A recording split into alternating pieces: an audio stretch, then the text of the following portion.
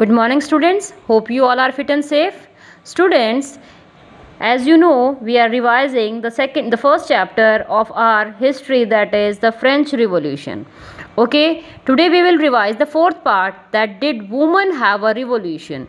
Okay, इस part में हम ये पढ़ेंगे कि जो वुमेन हैं उनका क्या कंट्रीब्यूशन था रिवॉल्यूशन के अंदर, क्या उनकी पोजीशन थी, कैसे उनका आउटवर्क था और उनकी क्या क्या भागीदारी थी, उनके साथ में क्या क्या कैसे बिहेव किया जाता था. Okay, so you can see this picture. Here you can see many women are standing in the line and this is the pictorial picture in which you can see they are brought back the king with them to the Paris. Okay, so let's start. From the very beginning जो women थी वो बहुत active थी. ठीक है, ये ध्यान रखिएगा आप. जो फ्रांस की जो वुमेन्स थी वो बहुत ज़्यादा एक्टिव थी. किस चीज़ के अंदर?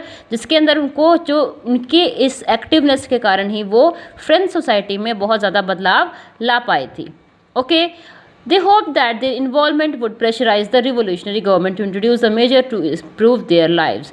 ठीक है, उनकी क्या थी उनकी उम्मीद? उनकी उम्मीद ये थी कि अगर उनका जो इन्वॉल्वमेंट होगा उस रिवोल्यूशन में तो इसके कारण उनकी जो लाइफ है, उनका जो जीवन है, उसके स्तर में भी बहुत ज़्यादा सुधार की उम्मीद थी उनको. ठीक है, मोस्ट वुमेन जो थी, जो थर्ड स्टेट की थी, उनको काफ़ी हार्ड वर्क करना पड़ता था अपने जीवन को गुजारने के लिए. ठीक है, यहाँ तक कि वो जो है सीमस्ट्रेस, लॉन्ड्रेस. सीमस्ट्रेस क्या होता है? जो कपड़े सिलती है. लॉन्ड्रेस जो कपड़े धोती है. फ्लावर बेचने वाली, फ्रूट, वेजिटेबल, यहाँ तक कि उनको जो मार्केट में ये सब बेचना पड़ता था. और उनको जो है घरों में जो डोमेस्टिक वर्कर होता है, ठीक है, उसके रूप में भी कई जो रिच फैमिलीज होती थी उनके घर में काम करना पड़ता था. ठीक है, एक और जो भेदभाव था फ्रेंच सोसाइटी में वो क्या था कि जो नॉबल्स थे और जो वेल्दी मेंबर्स थे थर्ड स्टेट के, सिर्फ उनकी बेटियां ही जो हैं वो कॉन्वेंट स्कूल में पढ़ सकती थी. ठीक है, और उसके बाद पढ़ने के बाद उनकी जो फैमिलीज़ हैं वो उनके लिए मैरिज अरेंज करती, मतलब उनकी शादी कर देंगी.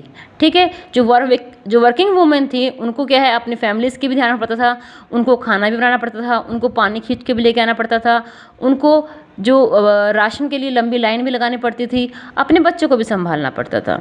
ठीक है, काम बराबर करती थी वो मैन के, लेकिन उनकी जो वेजेस थी वो क्या थी?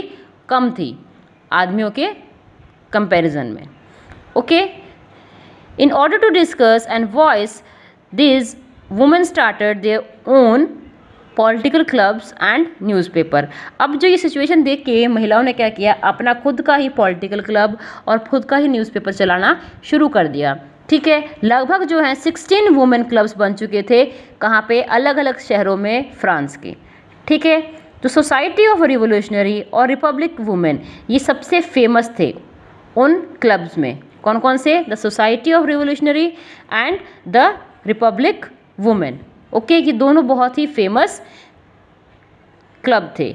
ओके, वन ऑफ देयर, एक जो उनकी मेन डिमांड थी वो क्या थी कि जो वुमेन्स थी उनको जो है सेम पॉलिटिकल राइट मिलना चाहिए जैसे कि आदमियों को मिला था. यानी जो पुरुष थे उनको अधिकार था वोट वगैरह देने का, महिलाओं को नहीं था. इस चीज़ से वो बहुत ज़्यादा नाराज़ थी. ठीक है, उसके बाद उन्होंने जो कॉन्स्टिट्यूशन बना था 1791 में, उनको जो है क्या साबित कर दिया था उसके अंदर उसको कि वो पैसिव सिटीज़न है. ठीक है, उन्होंने डिमांड करी कि इसकी right to vote and they were elected to the assembly and hold the political office also. Okay, उनकी क्या डिमांड थी कि उनको भी वोट का अधिकार दिया जाए और उन्हें भी जो असेंबली में है सदस्य के रूप में चुना जाए, यानी कि वो पॉलिटिक्स को भी ज्वाइन करना चाहती थी. ठीक है, उसके बाद only then they felt would their interests be represented in the new government. क्योंकि उनको ये आइडिया था कि जब कोई महिला ही उसमें खड़ी होगी, असेंबली में शामिल होगी या किसी पॉलिटिकल ऑफिस में शामिल होगी, तभी जो है वो उसके हकों को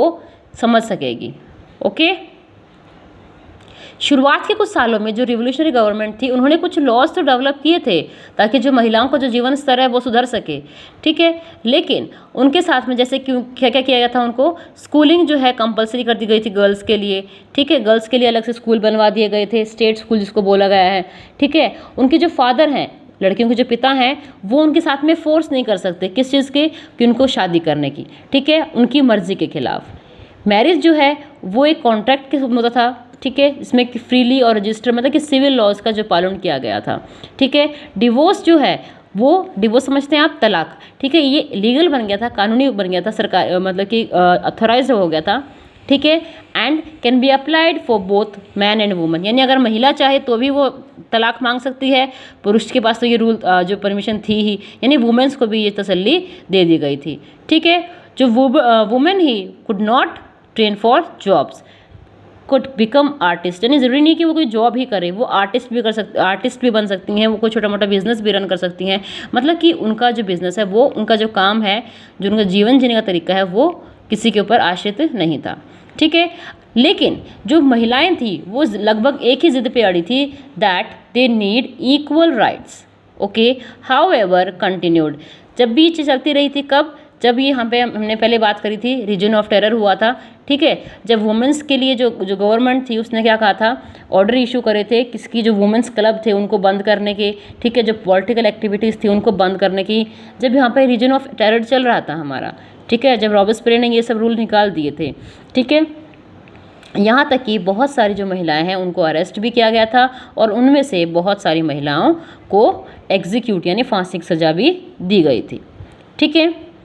फिर भी जो ये आंदोलन है, ये रिवोल्यूशन है, ये बंद नहीं हुई। Women's movement for voting rights and equal wages continued, और ये चीज़ें जो हैं चलती रही, कब तक चलती रही, लगभग अगले 200 साल तक, देश के पूरे जो वर्ल्ड है हमारा, उसके अलग अलग देशों में, ठीक है। The fight of the vote was carried through an international suffrage movement during the late 19th and early 20th century, ठीक है। ये जो मूवमेंट थी ये लगभग जो है 200 साल तक चली थी बच्चों, ठीक है, तब जाके महिलाओं को वोट का अधिकार मिला था। लेकिन ये आंदोलन को एक अंतर्राष्ट्रीय आंदोलन का जो नाम दिया गया था, ये कब दिया था, लेट 19th सेंचुरी, यानी लेट 19 मतलब 19th सेंचुरी के अंत में और 20th सेंचुरी के स्टार्टिंग में, ठीक है। The example of the political activities of French women revolutionary years were kept alive in an एस्पेरेंस, यानी हम कह सकते हैं यहाँ पे कि जो चीज़ें थी, यानी जो उनका अधिकार थे, उसके लिए उन्होंने, महिलाओं ने लगभग बहुत कोशिश करी, बहुत कष्ट सहे, बहुत सारे जो फिजिकल मेंटल टॉर्चर सहे, ठीक है, यहाँ तक कि उनको एग्जीक्यूट भी कर दिया गया था।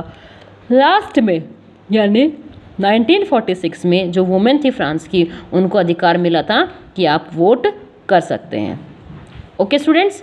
तो ये हमने पढ़ा था कि did women have a revolution, ठीक है, कि जो वुमेन्स थी उनकी क्या पोजीशन थी, उन्होंने क्या क्या स्ट्रगल किया था, क्या क्या उनकी डिमांड्स थी, क्या क्या वो वर्क करती थी, ठीक है, और नोबल और थर्ड स्टेट की जो महिलाएं थी उनके बीच में क्या अंतर था, ठीक है, उन्हें क्या क्या सुविधाएं दी जाती थी, ओके। आई होप आपको समझ में आ गया होगा।